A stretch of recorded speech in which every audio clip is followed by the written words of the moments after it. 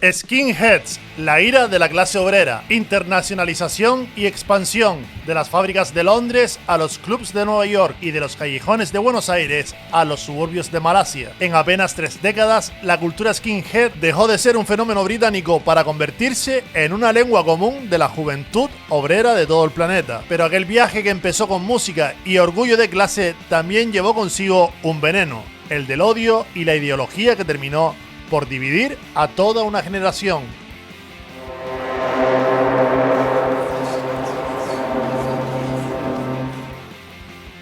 La historia que estás a punto de escuchar hoy no se limita a una nación ni a un idioma.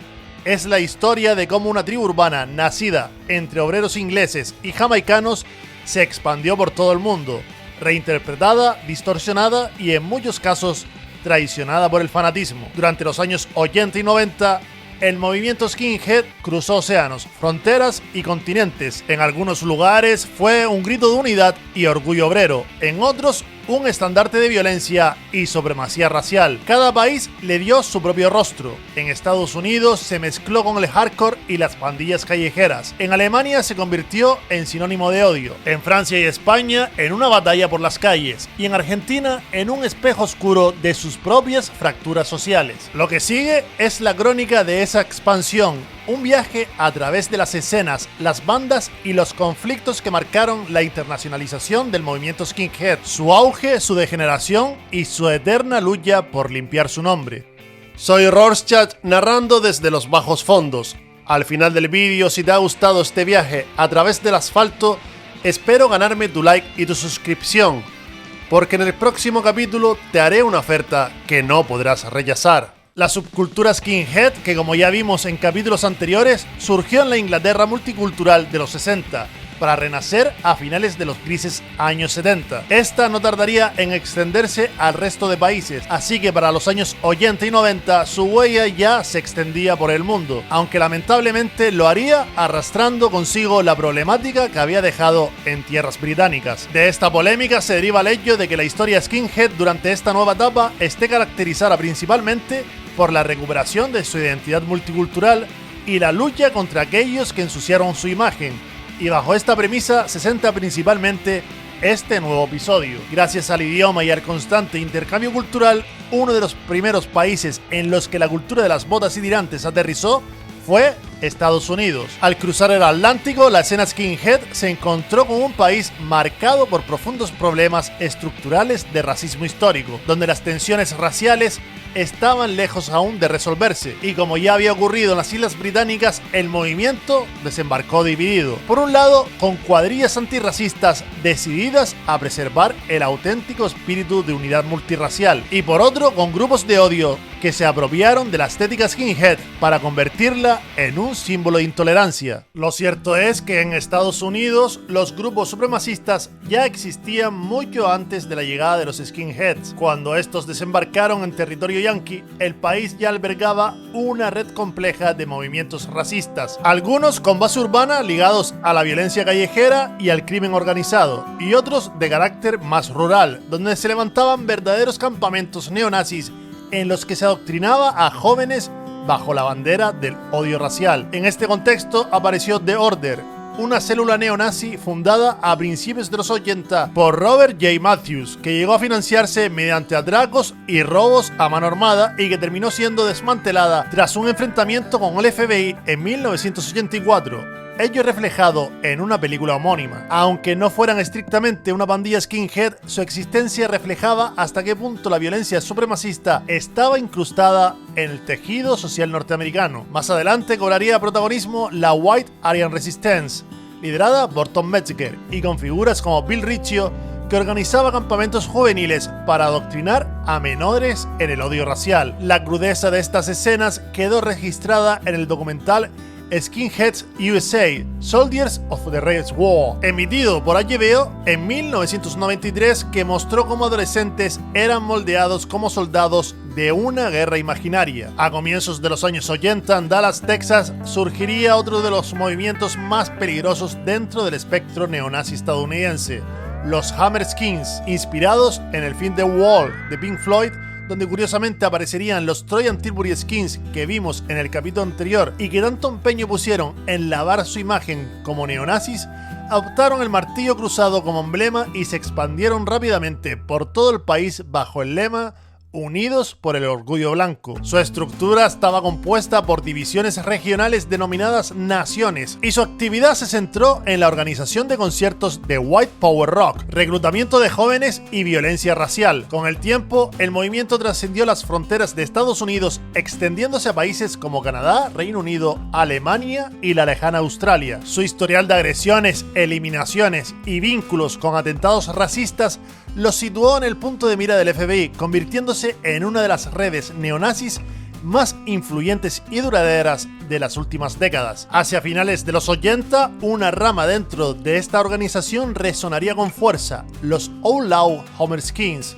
donde militó el conocido Byron Whitner. Su trayectoria personal, desde su entrega absoluta al supremacismo hasta su dolorosa salida del movimiento, cuando tuvo que someterse a dolorosas sesiones de láser para eliminar sus tatuajes de su cara, sería reconstruida años después en el documental Borrando el Odio y en la película Skin de 2019, convirtiéndose en uno de los testimonios más brutales del precio humano de estas ideologías. La deriva era clara: la mayoría de estos grupos supremacistas no tardarían en transformarse en auténticas pandillas que operaban bajo códigos propios del crimen organizado, robos, extorsiones, narcotráfico e incluso asesinatos por encargo. En su empeño por diferenciarse de las minorías que despreciaban, acabaron imitando exactamente las mismas prácticas delictivas que les atribuían, dejando al descubierto la hipocresía de su discurso de superioridad racial. Ya en terreno urbano, a la sombra de grandes edificios y botas pegadas al asfalto, apareció una de las primeras pandillas de estas características: los Chicago Area Skinheads, responsables de crímenes violentos a finales de los años 80, incluyendo ataques contra mujeres de nacionalidad latina y otros crímenes de odio, sembrando así el terror en la ciudad. Su segundo líder reconocido era un italoamericano llamado Christian Picciolini, que con el tiempo se arrepintió también de su pasado, convirtiéndose en un activista que lucha por evitar que los jóvenes caigan en ideologías supremacistas. Pero lo peor aún estaba por llegar. En California, tierra fértil para el crecimiento de pandillas carcelarias, surgirían organizaciones aún más peligrosas, tales como los Nazi Lowriders y Public Enemy No. 1. A diferencia de agrupaciones anteriores, estos colectivos lograron integrarse directamente en el ecosistema criminal de las prisiones, convirtiéndose así en brazos ejecutores de la temida Hermandad Aria, la organización supremacista más poderosa del sistema penitenciario estadounidense. Los Nazi Lowriders comenzaron como una banda juvenil formada por cabezas rapadas de extrema derecha, vinculada principalmente a peleas callejeras, y que pronto se consolidaron en el tráfico de estupefacientes y el control de patios carcelarios, mientras que Public Enemy No. 1 nació en los suburbios del condado de Orange, mítico por albergar a grupos de cabezas rapadas. En cuestión de pocos años pasó de ser una pandilla local a uno de los grupos más violentos del sur de California. Su alianza con la Hermandad Aria no solo les dio protección tras los muros, sino también una cuota de poder dentro del crimen organizado que los convirtió en algo mucho más peligroso que una simple pandilla ideológica. Con estas conexiones, las facciones neonazis ya no solo eran un problema de intolerancia o violencia callejera, se habían transformado en engranajes funcionales de redes criminales con capacidad de extorsión, tráfico de estupefacientes y eliminaciones a gran escala. Toda esta realidad terminó por filtrarse también en la cultura popular. Películas como American History X ofrecieron una versión ficcionada pero brutalmente realista de este fenómeno, mostrando cómo el odio podía devorar por completo a una generación de jóvenes. Y una vez más fue la propia prensa y televisión quienes ayudaron a mantener vivo el mito de que ser skinhead era inevitablemente sinónimo de ser nazi. Pero por suerte no todo sería odio en la escena. Como ocurrió en Inglaterra y como ocurriría después en muchos otros países, en territorio estadounidense también proliferaron multitud de organizaciones que supieron captar la verdadera esencia multicultural del movimiento. En Nueva York, por ejemplo, la historia tenía otros matices, mucho más diversos de lo que la prensa reconocía. En barrios como Brooklyn, la estética skinhead había sido adoptada también por jóvenes latinos. El testimonio de Lou Morales, entrevistado décadas después, revela cómo en Sunset Park se formaron los llamados Sunset Skins, una crew local compuesta en su mayoría por puertorriqueños que vivían la cultura de las botas y tirantes desde una perspectiva distinta, compartiendo conciertos de hardcore en el East Village, tardes de música y noches de barrio donde el estilo skinhead era un puente entre el punk, el rock y la vida obrera neoyorquina. Aquellos jóvenes no tenían detrás una agenda política, pero su mera existencia cuestionaba una vez más la imagen uniforme del skinhead como un muchacho blanco y racista. Eran hijos de inmigrantes, de familias trabajadoras, que se apropiaron de la estética a su manera en medio de una ciudad donde la diversidad cultural era parte del día a día. Años más tarde, Morales escribiría un libro sobre su experiencia juvenil titulado Brooklyn Skinhead, un testimonio clave de que el movimiento seguía siendo obrero y multicultural. En los mismos círculos del hardcore y del hoy se movían otros jóvenes de ascendencia puertorriqueña como Tony Dust y Paul Dordal, figuras visibles en el Lower East Side y parte esencial del germen skinhead dentro del movimiento New York Hardcore. Ambos representaban la mezcla social y étnica de la escena, muchachos obreros, punks y skins compartiendo espacio en conciertos de grupos como Agnostic Front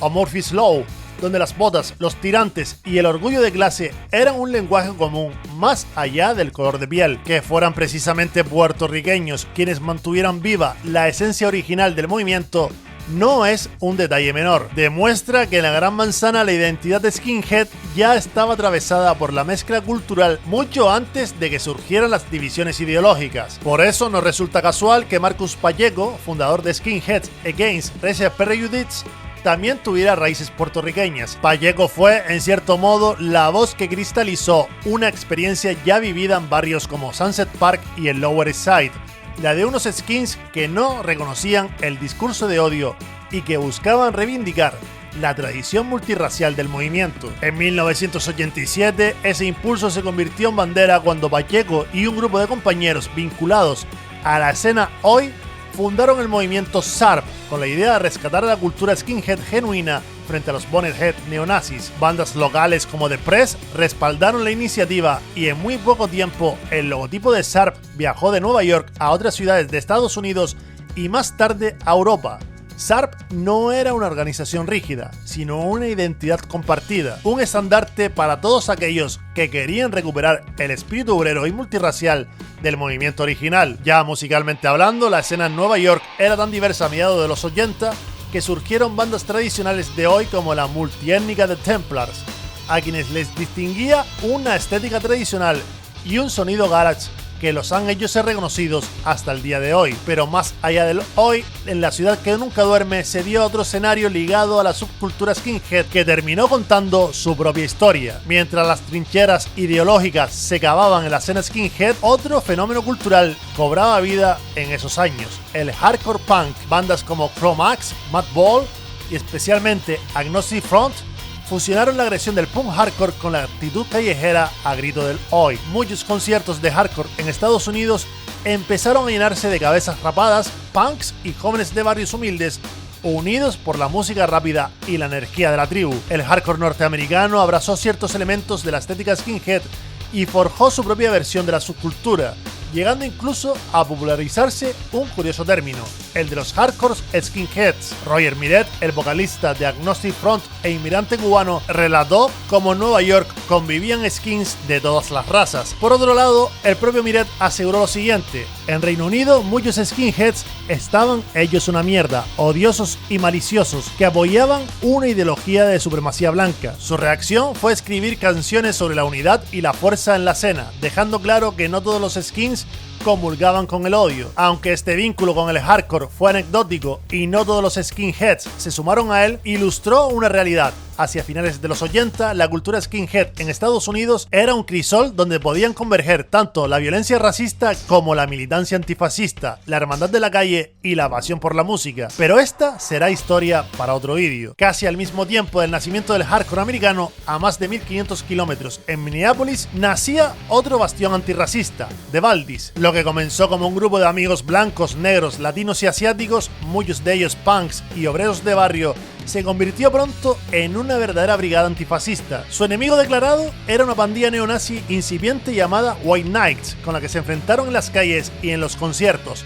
Tras los primeros choques, comprendieron que la amenaza no iba a desaparecer sola, así que se organizaron con disciplina, defendiendo a su comunidad y desalojando a los racistas de los vecindarios, bares y salas donde intentaban asentarse. El activista Mick Greensaw, antiguo skinhead y ligado a la cultura del hip hop, recordaría años después lo siguiente: las primeras bandas como los Baldies y Sarp expulsaron a los nazis de vecindarios, bares y salas de concierto donde intentaban meterse. Sus palabras reflejan cómo a finales de los 80 empezaba a gestarse una red de resistencia juvenil que no se limitaba a pelear, también creaba comunidad. De esa experiencia nacería primero The Syndicate, una confederación de grupos antirracistas, y poco después un movimiento de mayor alcance, llamado Anti-Racist Action. Activo ya a inicios de los 90, Anti-Racist Action se extendió como una red descentralizada de colectivos dispuestos a confrontar a los supremacistas en cualquier lugar donde intentaran plantar bandera. En paralelo, en ciudades como Chicago y Nueva York se formaba un colectivo con una identidad aún más definida: los Red and Anarchist Skinheads. Surgidos a principios de los 90, Ras adoptó de forma explícita una línea política rojinera, vinculada al marxismo y al anarquismo, con la idea de que ser skinhead era ante todo ser obrero, antifascista y solidario. Bajo símbolos de estrellas rojas y engranajes, se expandieron a lo largo de Estados Unidos y conectaron con luchas sindicales, manifestaciones y movimientos sociales. A diferencia de Sarp, que se limitaba al antirracismo, Ras quiso dar un paso más: politizar la estética de las botas y tirantes como parte de una lucha social más amplia. Estos colectivos marcaron un antes y un después, porque si bien la prensa se empeñaba en mostrar al skinhead como un nazi con botas, la realidad era que miles de jóvenes de esa misma estética estaban arriesgando el pellejo en la calle para frenar al fascismo. Uno de los episodios más trágicos de esa resistencia fue el asesinato de Lynn Newborn, un joven skinhead negro y miembro activo de la escena antirracista en Las Vegas. En julio de 1998, él y su amigo Daniel Searcy, un militar de la Fuerza Aérea simpatizante del movimiento antifascista, fueron engañados por un grupo de supremacistas y ejecutados en el desierto de Nevada. Ambos se habían dedicado a organizar conciertos y actos culturales en contra del racismo, demostrando que la cultura skinhead podía ser una herramienta de unidad y no de odio. Su muerte se convirtió en símbolo de la lucha de miles de jóvenes que seguían librando la batalla en las calles. El nacimiento de estas organizaciones antagónicas daría lugar a una lucha identitaria a lo largo y ancho del país, donde se vivirían verdaderas batallas campales que duran hasta nuestros días. En ciudades de estados tradicionalmente más conservadores y por lo tanto proclives a la proliferación de grupos supremacistas, se vivieron momentos de enorme tensión, especialmente cuando grupos neonazis intentaban desfilar por las calles, siendo contrarrestados por manifestaciones antifascistas que les plantaban cara. Estas escenas se repetirían en Chicago, Portland, Nueva York y un largo etcétera, con enfrentamientos que muchas veces no llegaron a los titulares, pero que definieron la batalla por el control del espacio público. El eco de estas luchas inspiraría a otros colectivos que ya no tendrían relación directa con la subcultura skinhead, pero que heredaron su espíritu combativo y antirracista. Redneck Revolt y Antifa recogerían ese testigo, organizándose frente a la ola de racismo que volvió a crecer en el país en las últimas décadas. El legado de Sarp, de los Baldies, de Ras y de Anti-Racist Action no solo fue expulsar a los neonazis de conciertos y barrios, fue demostrar que la estética de botas y tirantes seguía siendo un símbolo de identidad, orgullo obrero y lucha contra el odio. De vuelta a la vieja Europa, donde la subcultura había renacido a finales de los 70 con el hoy, la división entre skinheads antirracistas y boneheads neonazis se hizo igualmente marcada. Alemania fue un caso paradigmático. Fue en el país germano donde se vio surgir al nazismo, y casi 40 años después de la caída del Tercer Reich, en tierras teutonas, volverían a escribirse capítulos lamentables protagonizados por skinheads neonazis. La caída del muro de Berlín en 1989 desató un periodo convulso en el este germano.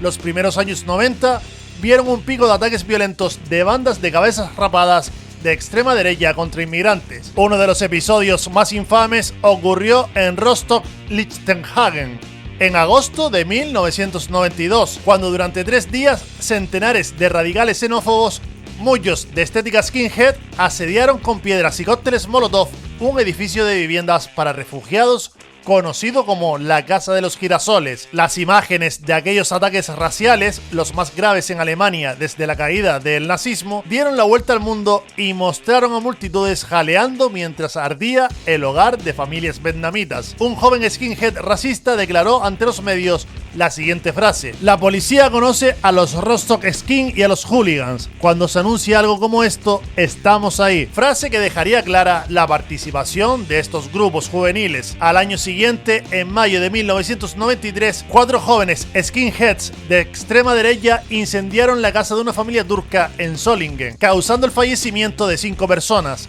Este atentado fue el peor ataque xenófobo en la Alemania reunificada y provocó protestas masivas y una profunda reflexión nacional. Ellos, como Rostock o Solingen, difundidos ampliamente por los medios, consolidaron por enésima vez la opinión pública global que la imagen del skinhead era el sinónimo de ser un neonazi violento. Aún así, dentro de Alemania también existía la otra cara: grupos de skinheads apolíticos o antifascistas que intentaban contrarrestar esa ola racista. Para entonces, colectivos de SARP y RAS se habían organizado en varias ciudades europeas reivindicando las raíces obreras y multirraciales de la cultura skin. Pero a pesar de su heroica lucha, a ojos de los mass media, su labor ocurría entre las sombras, mientras los actos de odio de los cabezas rapadas neonazis acaparaban los titulares y noticieros. Sin embargo, en Francia, un país vecino y con una escena realmente interesante y polifacética, los antirracistas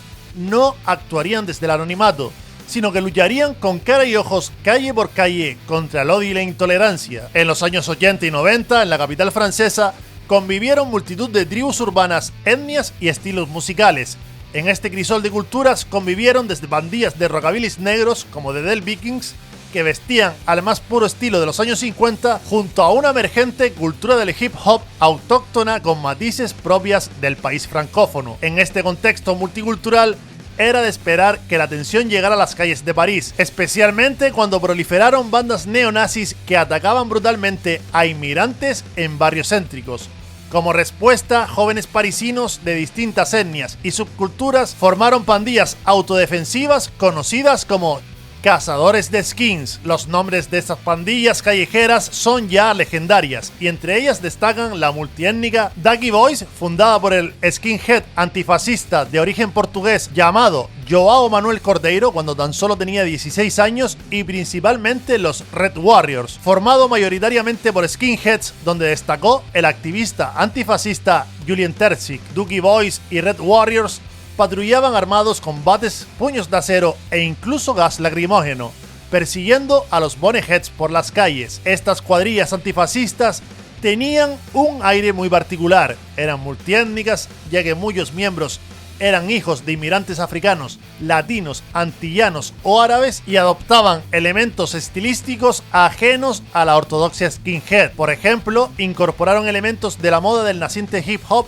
como la ropa deportiva suelta, y recuperaron y estandarizaron definitivamente las zapatillas Adidas que algunos skinheads británicos usaron de manera marginal en los convulsos 70. Estos skinheads parisinos también tenían influencias del psychobilly, con peinados tupé o patillas al estilo rockabilly, aunque algo más discretos que los rockeros puros. Sus cuerpos forjados en artes marciales y sus chaquetas bomber repletas de parches intimidaban tanto como las botas Dr. Martens de sus rivales. La fama de grupos como los Red Warriors era tal que incluso eran contratados como seguridad personal en conciertos de grupo hoy locales como los ya míticos Berurier Noir, asegurando así que ni siquiera los neonazis se atreverían a intentar romper una velada musical. A mediados de los 80, el choque entre ambas facciones urbanas alcanzó su pico ya que los neonazis franceses estaban en auge en parte al crecimiento del partido ultraderechista del Frente Nacional fundado por Jean-Marie Le Pen y al descontento social que desembocó en altercados de un marcado carácter racista por todo el país. Los neonazis parisinos intentaron tomar las calles con la retórica del odio y la violencia racial como bandera. En respuesta, los Doggy Boys y los Red Warriors, unidos a grupos políticos como los Black Dragons, compuesta mayoritariamente por jóvenes negros inspirados en los Panteras Negras, tomaron cartas definitivamente en el asunto hasta que finalmente los neonazis dejaron de ser una amenaza, al menos temporalmente. Aquella época violenta quedó retratada en el documental Antifa, Chasseurs des Skins de 2008.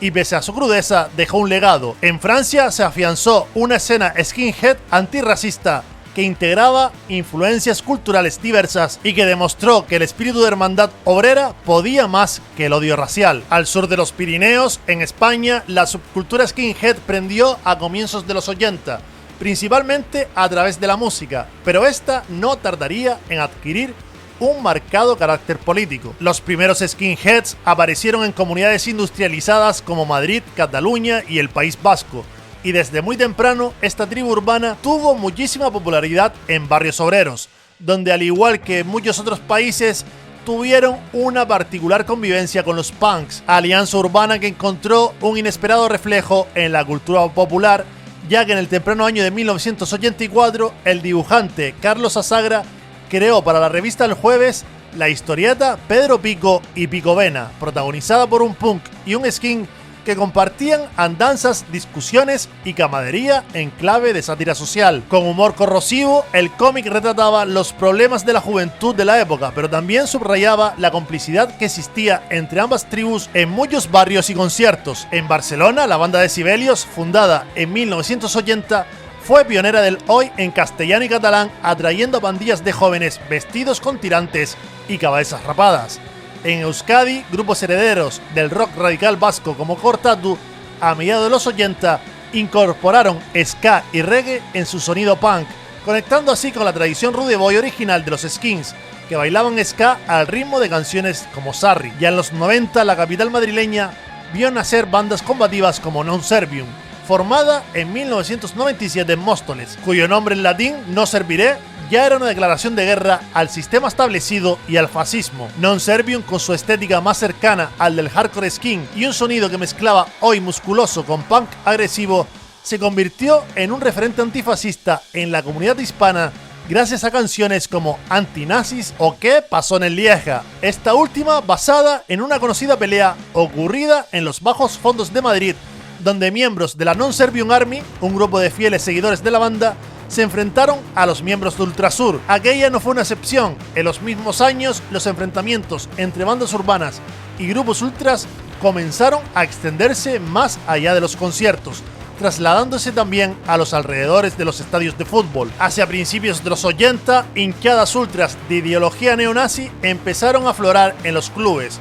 Por ejemplo, en Madrid, el grupo ya citado de Ultrasur, vinculado al Real Madrid, el Frente Atlético del Atlético de Madrid y los Boys of Noise del Español de Barcelona, acogieron a numerosos skinheads de ultraderecha en sus filas, vestidos con bombers negras y símbolos neonazis ocultos entre insignias futboleras. Estos hooligans llevaron la violencia a otro nivel, organizando emboscadas y palizas contra inmigrantes, jóvenes de izquierda o simplemente punks que veían como enemigos. A finales de los 90, incluso agrupaciones políticas de extrema derecha como España 2000 se sumaron al reclutamiento de cabezas rapadas de extrema derecha en busca de músculo callejero. Diario de un Skin, libro publicado en 2003 por Antonio Salas, narra con crudeza este submundo, exponiendo cómo él mismo se infiltró entre Ultrasur y neonazis españoles durante un año para documentar sus crímenes y poner en boca de todos, una vez más, la falsa asociación entre skinhead y neonazi. Al otro lado del micrófono, la respuesta no se hizo esperar.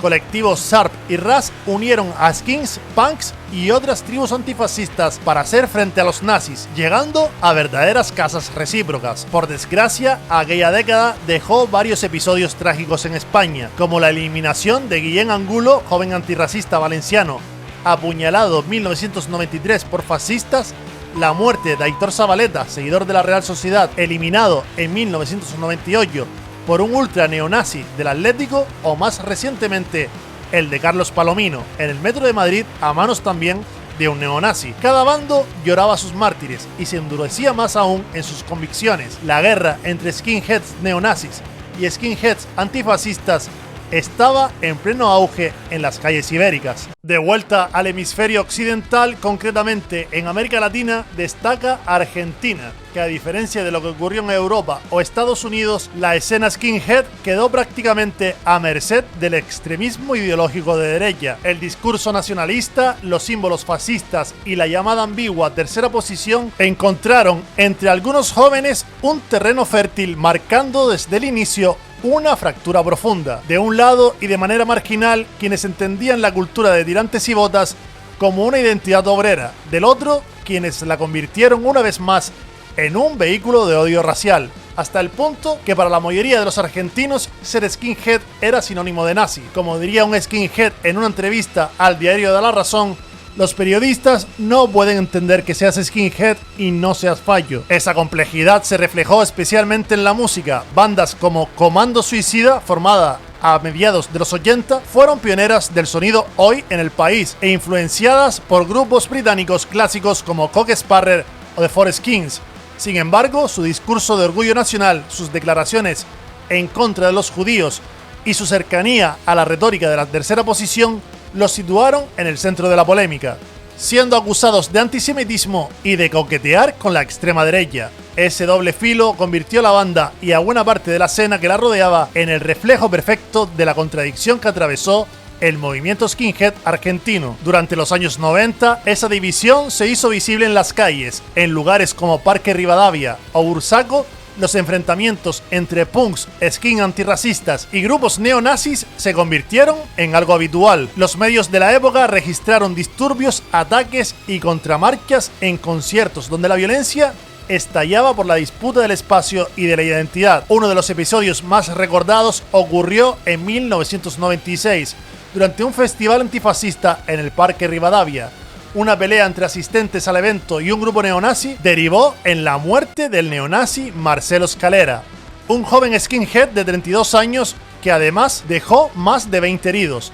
La policía no intervino a tiempo y el hecho se convirtió en símbolo de la tensión urbana que marcó a toda una generación. En ese contexto también surgieron pequeños colectivos de surf locales formados por jóvenes que, sin renunciar a la estética skinhead, se organizaron para expulsar a los neonazis de los recitales y del circuito underground. De este colectivo se hizo un documental en 2010 titulado Troyanos, que trataba de desmontar el mito que gira alrededor de la cultura de que todos los skinheads eran racistas y violentos en Argentina. A pesar de este documental, lamentablemente los neonazis siguieron monopolizando la estética a ojos de la sociedad y con los años aquella guerra soterrada en los barrios siguió dejando su huella. En 2009 la policía detuvo a decenas de skinheads durante una celebración del cumpleaños del señor del bigote alemán en Buenos Aires, y en 2016 varios jóvenes fueron procesados en el Mar del Plata por ataques con motivación neonazi. Eran las consecuencias tardías de un conflicto que había nacido décadas atrás, cuando la música, la ideología y la calle se cruzaron para dar forma a una de las subculturas más controvertidas del país. En el país vecino, en Chile, la escena skinhead se desarrolló casi entre las mismas contradicciones que en el país albiceleste. En el país andino, los primeros skinheads comenzaron a aparecer hacia finales de los 80, cuando las cintas y los fanzines británicos de punk y oi cruzaron los Andes de mano en mano. En una juventud marcada por la dictadura y la represión, aquellos jóvenes rapados con botas y tirantes eran simplemente una tribu urbana más, hermanada con los punks, los rude boys y los mods que frecuentaban las tocatas en barrios obreros de Santiago. A mediados de los 90, la prensa chilena ya registraba peleas entre punks y skinheads en el centro de Santiago, mientras que en las tocatas underground comenzaban a organizarse colectivos antifascistas. En esos mismos años, la música sirvió de punto de unión de la banda Curasbun Oi, formada en 1988 en el barrio de La Cisterna, que se convirtió en pionera del oi chileno. Sus letras hablaban de orgullo obrero y crítica social, y sirvieron de ejemplo para abrir el camino a una generación posterior con grupos como Guardia Vermellón, esta última vinculada al movimiento ras y a la autogestión cultural. Para finales de los 90, el país tenía ya su propio reflejo del conflicto global. Por un lado, boneheads que adoptaban la estética skinhead como fallada para la violencia, y por otro, skins antifascistas que una vez más defendían su cultura con la misma energía. Ya en los 2000, los núcleos SARP y RAS se consolidaron en barrios como Cerro Navia, Maipú o Temuco, participando en tocatas de punk y hardcore junto a colectivos sociales. Pero el país también conoció su cara más oscura. En marzo de 2012, el joven Daniel Zamudio, de 24 años, fue brutalmente torturado y eliminado por un grupo de neonazis en el Parque San Borja de Santiago. El crimen conmocionó al país y derivó en la promulgación de la ley antidiscriminación, conocida como Ley Zamudio, que marcó un antes y un después de la lucha contra los crímenes de odio. 2 años más tarde, en octubre de 2014, otro episodio estremeció a la capital. El ataque del grupo Legión 38, compuesta por cabezas rapadas neonazis, contra un grupo de jóvenes punk en Maipú. En aquella emboscada murió Isaac Araya Herrera y uno de los agresores, Christopher Hidalgo Castro, alias El Bestia, fue condenado por homicidio con agravante de odio tras permanecer prófugo durante 3 años. Pero es el cercano Brasil el país que mostró quizás el contraste más abrupto. En Sao Paulo, a mediados de los 80, surgió el grupo Carecas do Subúrbio, grupo formado por skinheads de extrema derecha cuyo nombre hace alusión a la estética skinhead, ya que carecas significa calvo en portugués, pero fueron los Carecas do ABC, una escisión surgida en 1987, quienes escribirían los capítulos más oscuros de Brasil. Esta organización, inspirada en el integralismo, que era una ideología fundada en los años 30 por el político Plinio Salgado, tenía una clara inspiración en el fascismo italiano. A pesar de ello, este movimiento siempre rechazó el racismo, por lo que se pueden ver a numerosos militantes negros entre sus filas, aunque este hecho no impide el rechazo a los inmigrantes. Los miembros de Carecas do ABC son fanáticos nacionalistas y con un amplio historial de violencia. Un caso que marcó a la opinión pública fue la eliminación a golpes de Edson Neris da Silva en el año 2000 en el centro de la ciudad, un nuevo crimen homófobo que sacudió a la ya de por sí convulsa sociedad brasileña. A pesar de las posturas patriotas de Carecas do ABC, muchos grupos supremacistas del sur de Brasil, donde hay mayoría de descendientes europeos, no simpatizan con la ideología integralista, principalmente por la inclusión de militantes negros, algo que enreda aún más la compleja escena dentro del país paulista. Al sur del Río Grande, en México, floreció una de las escenas más sólidas y diversas de toda Latinoamérica. Allí también prendieron sus siglas RAS y SARP, que llegaron por primera vez al país en 1999. Concretamente en la ciudad de Guadalajara, antes de extenderse a otras ciudades como Ciudad de México, Monterrey y Puebla.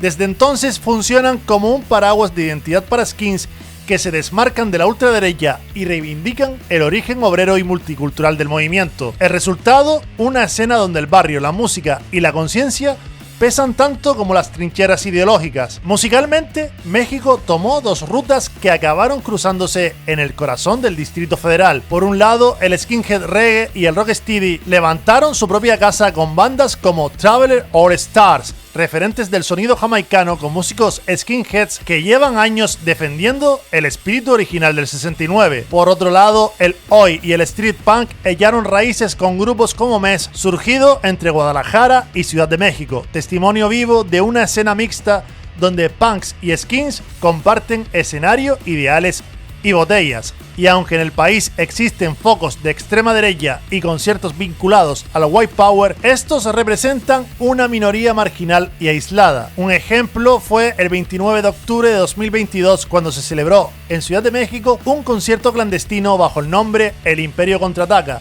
convocando más de 300 personas con bandas mexicanas y españolas como Batallón de Castigo y simbología nazi explícita. Este evento mostró que la presencia existe, pero también evidenció su carácter oculto, controlado y vigilado, lejos de un movimiento amplio y visible. Ya en la lejana Asia, los skinheads tuvieron acogida en lugares tan exóticos como Japón, Tailandia y sobre todo Malasia, donde surgió una sorprendente comunidad de skinhead. En Malasia se abrazó la cultura a finales de los 80 durante la ola global del punk. Jóvenes malayos de Kuala Lumpur adoptaron la estética rapada y el amor por el ska y el oi importados de Inglaterra. Al entrar los 90, este movimiento se había expandido por todo el país y prendió fuerte entre sectores urbanos de la clase trabajadora. Bandas como ACAP, cuyo nombre aludía al acrónimo All Cops Are Bastards, encabezaron la escena local combinando orgullo nacional con la filosofía SARP para crear un movimiento skinhead malayo antirracista, aunque paradójicamente también hubo un pequeño grupo de skins malayos que derivaron hacia posturas neonazis influidos por propaganda islamista ultraderechista, lo cual generó tensiones internas, pero en conjunto la mayoría de skinheads del sudeste asiático se han mantenido fieles a la vieja escuela, orgullo obrero, mucha música ska y oi, y rechazo total al racismo en sociedades multiétnicas. Hoy en día, Malasia sigue teniendo una escena skinhead activa, con festivales anuales como el Malaysia Skinhead Annual Dinner, demostrando que esta cultura subterránea echó raíces firmes, incluso bajo trópicos.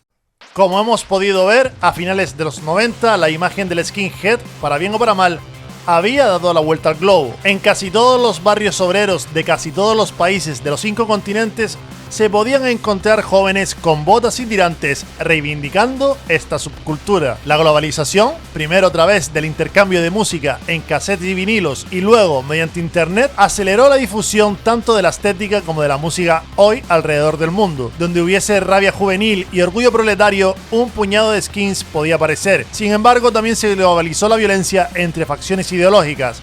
Los enfrentamientos callejeros entre grupos de cabezas rapadas neonazis y cuadrillas antirracistas se volvieron comunes en muchos países. En Londres, Berlín, Buenos Aires o Nueva York, la historia se repetía, con variaciones locales y con ataques racistas seguidos de represalias antifascistas, conciertos que terminaban en batalla campal y vecindarios donde unos y otros se disputaban territorio a puñetazos. Hacia el año 2000, a nivel global, la cultura skinhead entró en un nuevo capítulo marcado por la fragmentación y la resistencia. Tras décadas de peleas internas, para la opinión pública general, el término skinhead había quedado definitivamente casi como sinónimo de neonazi. Una simplificación injusta pero arraigada. Los medios de comunicación desde finales de los 70 habían enfatizado siempre en los aspectos más sensacionalistas, los crímenes de odio, las esvásticas o los saludos fascistas de ciertos skins. Como consecuencia, mucha gente ignoró que desde siempre existieron skinheads no racistas y hasta negros, latinoamericanos e incluso asiáticos. En el año 2003 se estrenó el conocido documental Skinhead Attitude del suizo Daniel Schweizer, que justamente intentó reivindicar el origen multirracial y obrero del movimiento skin. Esta película recorre 40 años de historia skinhead,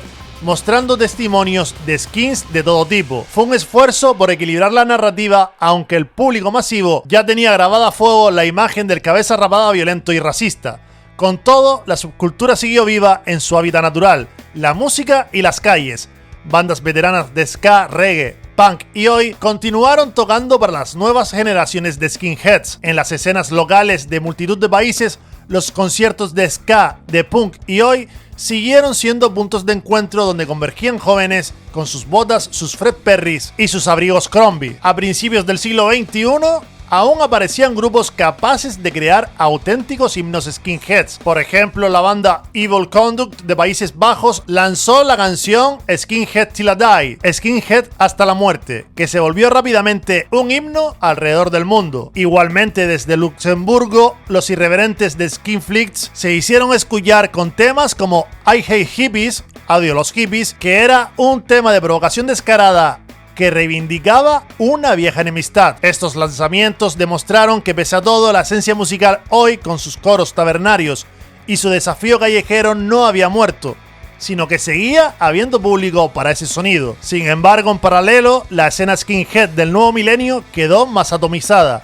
Muchos skinheads jóvenes optaron por identificarse con etiquetas más específicas para evitar malentendidos y desvincularse así de los neonazis. En foros de internet y fanzines se debatía intensamente sobre qué era ser un verdadero skinhead en el siglo XXI. Algunos argumentaban que la política había contaminado la subcultura, que en origen no era ni de izquierdas ni de derechas, sino solo orgullo obrero, cerveza y música. Otros replicaron que dada la apropiación que hizo la extrema derecha en los años 70, era imposible ser skinhead sin tomar postura política alguna. Este debate, lejos de resolverse, fragmentó aún más la escena. Aparecieron incluso pequeñas escenas skins en lugares insospechados.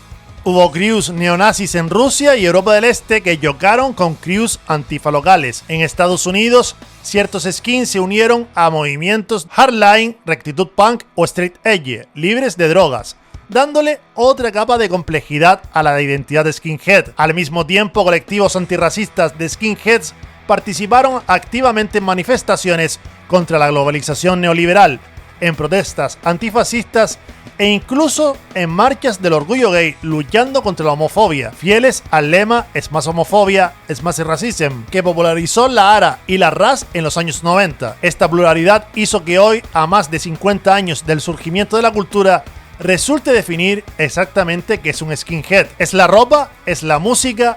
¿Es la actitud combativa? ¿O quizás sea el respeto al prójimo? Probablemente todas las anteriores, dependiendo a quien se le pregunte. Hoy en día, el fenómeno skinhead persiste como una subcultura dispersa, heterogénea y a veces contradictoria. En algunas ciudades apenas queda como un puñado de nostálgicos veteranos que siguen reuniéndose para escuchar vinilos de la Trojan Records y Northern Soul. En otras partes subsiste como una escena musical vibrante, donde acuden por cientos a conciertos de ska, reggae y oi. Asimismo, en la militancia ideológica, la estirpe skin no ha desaparecido. Muchos Red Skins y SARPs están activos en movimientos antifascistas, en brigadas de hinchas contra el racismo en el fútbol o incluso en iniciativas de apoyo comunitario en barrios obreros. Por otro lado, lamentablemente también persisten grupúsculos neonazis que siguen empleando la estética skinhead para infundir miedo, aunque mucho más marginales que décadas atrás.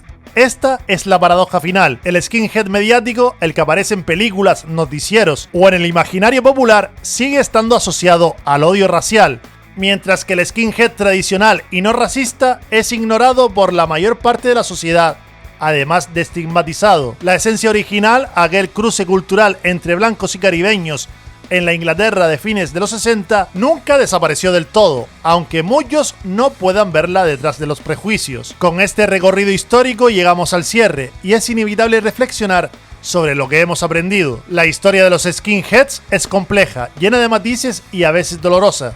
Se ha visto manchada por actos lamentables de violencia racista que empañaron su nombre. Se convirtió en un símbolo temido cuando ciertas facciones abrazaron los símbolos de odio. Pero también es la historia de una subcultura que, desde sus raíces, fue multicultural y multirracial en espíritu. Los skinheads nacieron del abrazo entre jóvenes ingleses blancos y sus vecinos inmigrantes jamaicanos, unidos por la música y la clase social. Esa raíz jamás desapareció del todo. Como una vez dijo Roddy Moreno, líder de la banda de Oppressed, si eres racista no puedes ser skinhead, porque no habría skinheads sin Jamaica. Pese a quien le pese, por encima de los titulares sensacionalistas y las generalizaciones, la cultura skinhead auténtica ha seguido defendiendo la unidad y el orgullo obrero. Sus filas siempre han estado abiertas a gente de cualquier color que comparta la pasión por unas botas resistentes y una pista de baile a ritmo de soul, ska o reggae. Puede que hoy la palabra skinhead esté cargada de estigmas y malentendidos. Puede incluso que la escena se haya fragmentado en múltiples facciones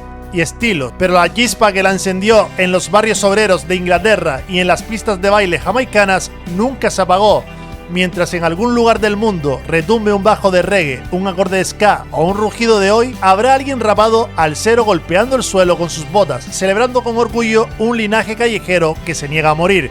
Porque más allá de etiquetas y polémicas, la subcultura skinhead sigue siendo en su raíz la voz áspera de la clase trabajadora y la memoria viva de una hermandad multicultural forjada entre fútbol, música y asfalto.